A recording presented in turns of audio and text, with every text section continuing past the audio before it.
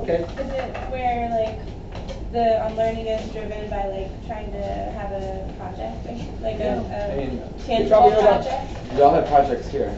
Yeah. Okay. So if you have projects here, but when you're going to school, No, I'm kidding. you have projects. You know, when when the teacher basically says, okay, here's a project, but so I guess projects are not due, but what projects are for me are as an opportunity to take what the curriculum is that you want to teach and put that into the 50% of the ethanol, and then put in the water, which comes from the kids.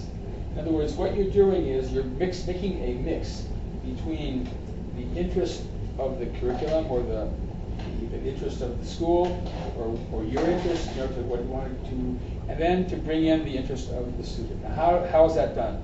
It's done in such a way that you have to be very clear about what your goals are.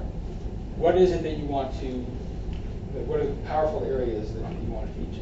And you create basically a format whereby you basically entice the kids to ask questions and to do projects about those issues. So I'll give you an example of something we just did in Kalanswa. In Kalanswa, the way that I work is I train the teachers. And I train the teachers the same way that the teachers will work with the kids. I use the same materials, I use the same techniques, I use the same steps, and we'll talk about what those are in a bit.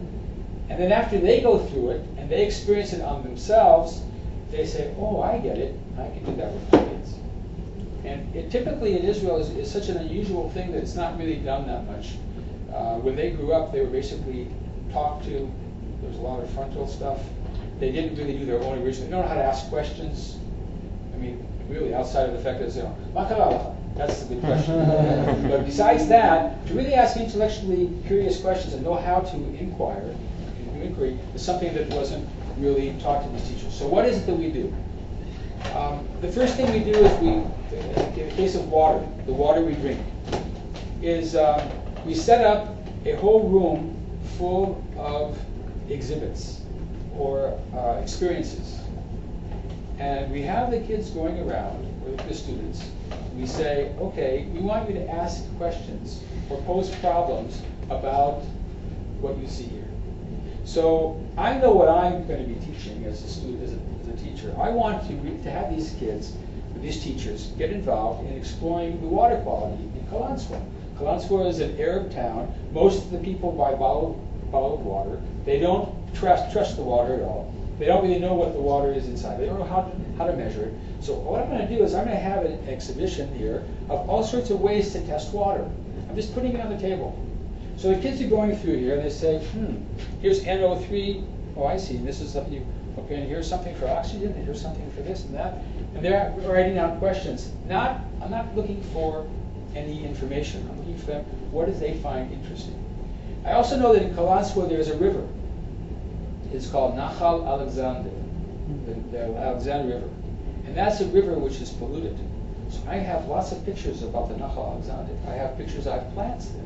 I have all sorts of things that are, because I want them to ask questions about Nahal Alexander. I also have a picture of Nahal Alexander up the ways towards the Mediterranean, far away from Kalanswa, not that far, which is a park. So obviously you can ask these questions. How come there's a park here and where we are, it's polluted and we don't have a park? What is causing the pollution? Now, I have to tell you, this question asking exercise is also connected to a whole series of activities we have on asking questions. I think that the basis of any good project and any good investigation is really to know how to ask questions. If you really think about it, the fundamental educational text of the Jewish people is the Haggadah. If you look at the Haggadah, you'll see that the center part of the Haggadah are the questions. And we can categorize questions. We even categorize people on how they ask questions. That's a very Jewish way of thinking. It's not very common in the traditional school system. But I put a high value on asking questions. Not my questions, your questions. So that's why this is kind of a shortcut, these demonstrations here. But when I use them with science teachers, I don't tell them what I told you. I have them work in groups, and I say, okay, what are your questions? And what are we going to do to find out? And how are we going to go from there?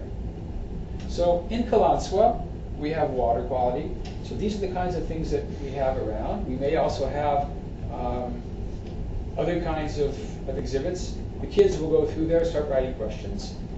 Then the next thing they'll do is they'll sit down and they'll say, okay, what are the questions that I really want to look at? They'll focus in on the question and say, okay, how am I going to try to answer it? Now, I know as a science teacher that there may be 4 or 5 ways they can answer the question. They can do an experiment. They can do some kind of monitoring of water quality, for example. They could do a survey to find out what people are thinking about how the water is. Or they can develop some kind of device like a water purifier. So we can categorize those kinds of projects, and we develop all sorts of things for that. So when the kids are asking these questions, and then when we're trying to get them to think about what are they going to do to answer them, I already know in the back of my mind that there are certain ways they can do them. I don't know who's going to do what, but I know that I can help guide them in these directions. So after I train the teachers to do this themselves, they basically ask questions, they put together a plan, they write together a proposal, very similar to what you guys are doing. They write a proposal, they get help, they learn a lot of the content. You can't ask good questions until you have content. So they have to ask, well, what don't I know? You probably know the system where you guys say, what I know now, what I need to know, and what I want, and what I found out. So you can divide things up that way. So when the teachers have gone through this, when they've asked questions, come up with a plan, actually done the questions, sort of done the project, presented it, and had it evaluated, and evaluate their others. There's ways that we do that.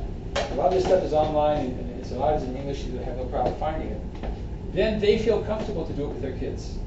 So what happened in Kalansawa, just about a couple weeks ago, was we had 7 schools.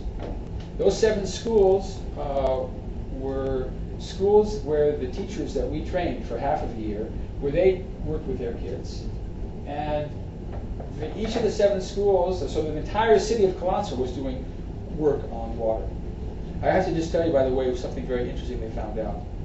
They found out that the water in Kalansawa is fine. That if you take a look at the water and you actually test it with all those different things, it's fine.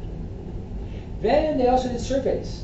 They found out that in the surveys, like I said, 70% of the people think it's trash, and they actually buy bottled water, and they try all sorts of things to do. What's happening here? Well, they explored it further, and they found out that a lot of times when you open up the tap water, you get this, what looks like gunk. This stuff is in the water. It doesn't look too nice. You don't think you're going to drink it. But if you analyze it, it's really what they call avnit. It's something which is the harsh, we have hard water in Israel. We have limestone all over the place. You guys probably noticed you're in Jerusalem. What is Jerusalem stone? Jerusalem building? All limestone. So you have a lot of this stuff that sometimes, if you don't have the right filtering processes, mechanisms, that comes in there. So the people are basically saying, aha, this is not good water to drink. That's one factor which they discovered. The second factor they discovered is that the municipality, which is supposed to tell them every year, or twice a year even, what the Ministry of the Environment says about the quality of its water, they don't say anything. They're kind of not a very functioning municipality. So the people put 2 and 2 together. They say, oh, I see this stuff in the water. And oh, these guys aren't telling us the truth. We're going to go buy our water. So the kids then started to mount a campaign where they went around from house to house and they had all these flyers and saying, you idiots! I don't know if you said it in Arabic. You shouldn't be buying this stuff. You're wasting your money. The water is fine. We tested it. And we also know that the Ministry of the Interior tested it, or the Ministry of the Environment, and everything is fine. So 7 of these, this is only one area of work. There's a lot of areas that people did it. Sometimes, some people did stuff on Kalansawa. So they would ask a question like, well, how come it's polluted? Where do we get it from? And they started analyzing articles to look where the pollutants come from. Some of them did something very interesting. They said, well, if the pollutants are there, then we would expect that where it's really polluted, there's an area which is polluted and an area which is not polluted. So we expect the area that's polluted to have plants that are going to be more sparse and not well developed than the areas where it's not polluted. And lo and behold, what did they find out? A discrepant event, which is what science is all about. Science is built on discrepant events. You expect one thing and it's something else, and then you find out why.